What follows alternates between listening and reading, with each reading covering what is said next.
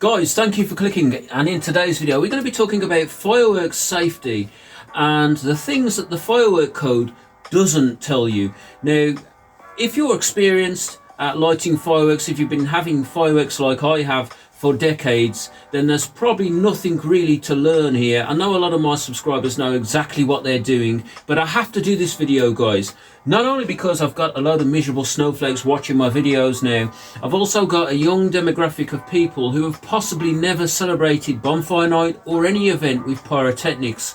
So if you understand, I want to make sure that everybody's safe. And more importantly, this bonfire night, I want you to stay in one nick and safe. So that's what we're going to do, guys.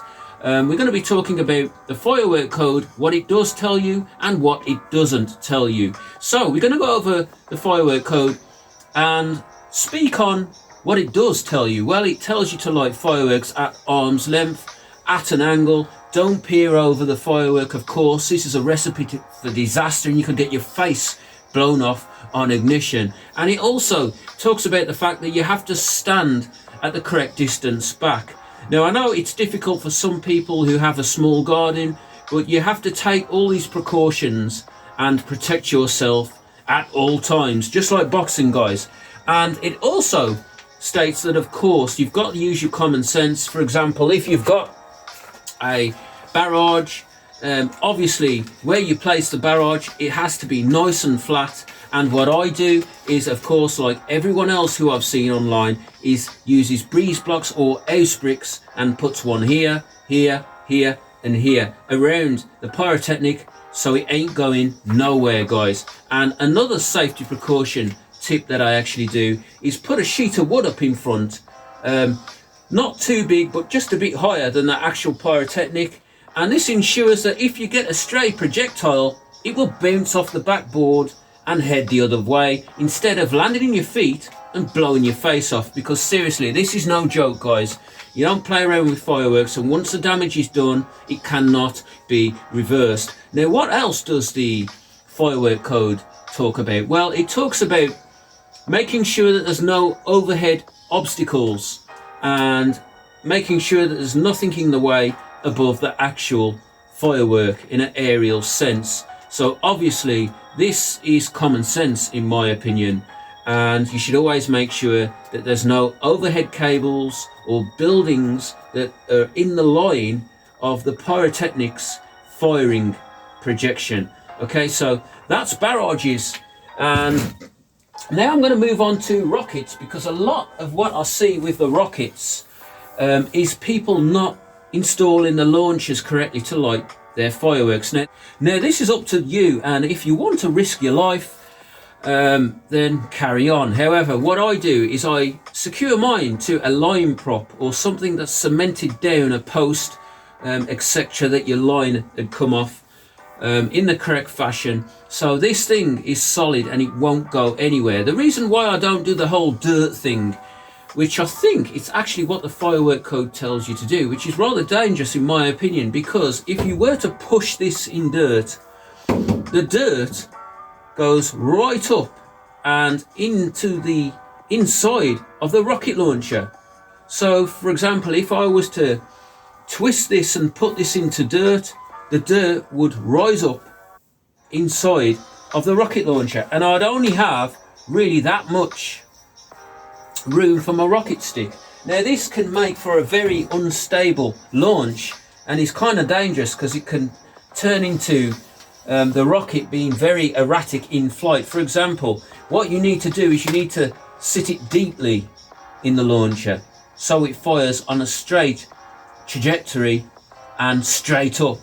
But if you were to stick it in dirt, you'd note that the dirt actually rides up into the launcher, and you know, if you've got this much rocket hanging out, rocket stick, please don't light the firework. You know, it could turn into an erratic launch and possibly go somewhere or stray somewhere where it's not meant to go, guys. So, but guys, when it comes to shot tubes, as you may have seen in my videos, I always use a plant pot, and I sink these things as deeply as I can.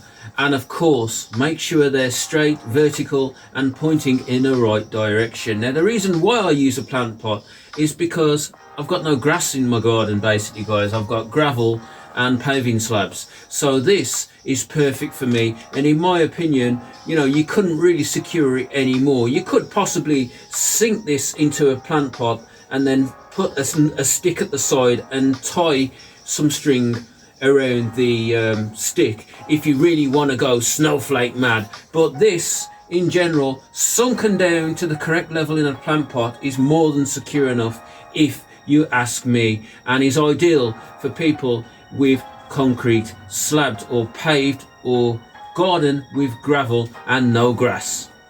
Next thing I want to talk about is the condition of the fireworks. Always, of course, inspect the condition of your fireworks. Now, when's the best time to do this? When you get them in the fireworks shop, because I'm not joking you. And let me know in the comments if you've ever had this too, and you know who you are, guys, in the fireworks shops where they've gave me fireworks and the stick has been broken or bowed. For example, if you get a bowed stick, it can actually get jammed in the launcher and some rockets explode, so you don't want this exploding on the ground, that's for sure, especially this one, 256 grams. However, always inspect the condition of your fireworks. If there's anything wrong with them, change them, exchange them, and then inspect the next batch, because it's just not worth it. It's the easiest thing to do. However, I am going to upload a video on how to repair fireworks, so look out for that one, but I wouldn't recommend it. I would always take them back, and if you have any suspect fireworks whatsoever, consult a professional, consult the store where you got them from, and do not fire them.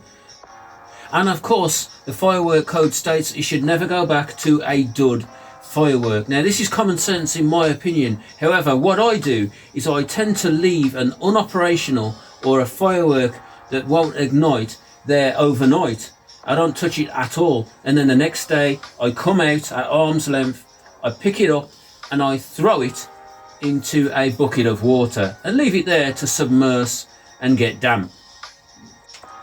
So guys, that's the video, and if you've watched this video all the way to the end, why not consider subscribing, giving me a thumbs up and dropping me a comment, because I'd love you to be on board here on this channel. Now, what's this channel about? Well, pyrotechnics, scientific experiments and just general reviews, mainly on man toys. And guys, it's hard to do these types of videos when you've got snowflakes critiquing every move and every video that you make, but we'll press on anyway and we'll try and grow the channel. Guys, I appreciate you watching this to the end. If you have, thank you so much, and more importantly, this 5th of November, I'd like you to stay safe and have a good time. See you in the next video.